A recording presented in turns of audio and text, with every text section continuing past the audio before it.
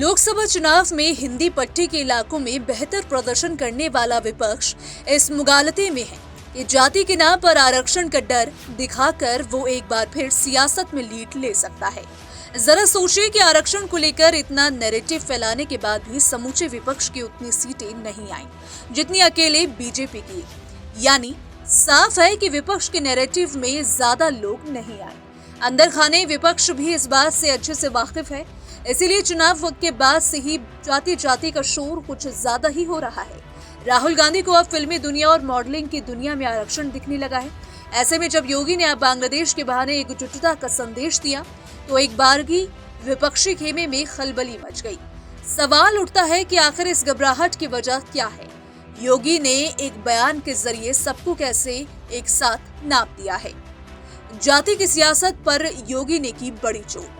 जाति का डर दिखाकर अब कैसे लेंगे वोट।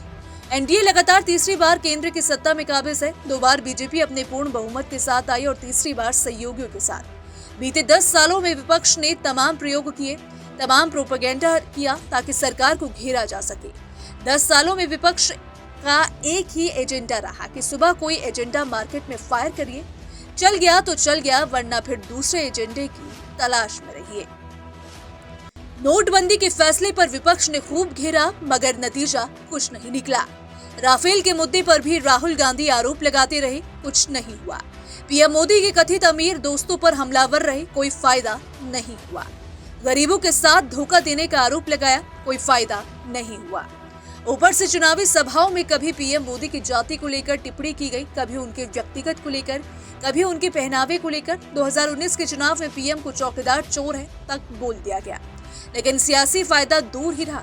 ऐसे में साल 2024 के चुनाव में अखिलेश ने एमवाई समीकरण को नमस्ते किया और पीडीए का फॉर्मूला लेकर आए। पीडीए यानी पिछड़ा दलित अल्पसंख्यक। अखिलेश यादव ने फॉर्मूला तो दे दिया, लेकिन अमल में कैसे लाया जाए। बीजेपी से गलती यही हो गई जब बीजेपी ने 400 पार का नारा दे दिया। अखिलेश ने इसी मुद्दे को पकड़ लिया, जिसके बाद पीडीए का सियासी प्रयोग शुरू हो गया।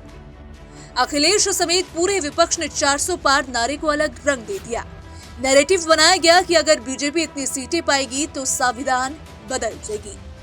इस बीच अयोध्या के तत्कालीन सांसद लल्लू सिंह ने भी आरक्षण के खिलाफ बयान दे दिया। विपक्ष ने इसी बयान को लपक लिया और एजेंडा सेट करना शुरू कर दिया। हर सभाओं में विपक्ष के नेताओं ने डराया कि बीजेपी आई तो संविधान खत्म कर देगी।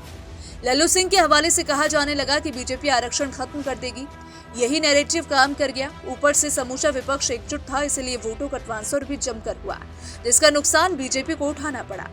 अब इस पीडीए के फॉर्मूले के हिट होने के बाद विपक्ष को लगता है कि जातियों में बांटकर सियासत करना ज्यादा सही है।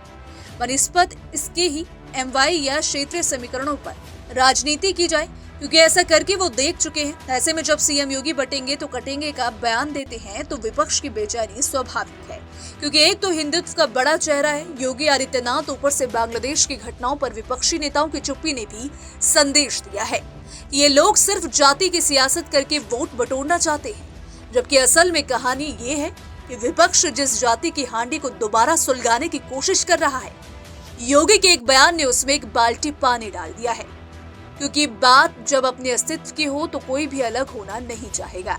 विपक्ष को डर है कि अगर योगी का मैसेज जनता तक पहुंच गया और समझ में आ गया तो पीडीए की हांडी दोबारा सुलगाना मुश्किल है।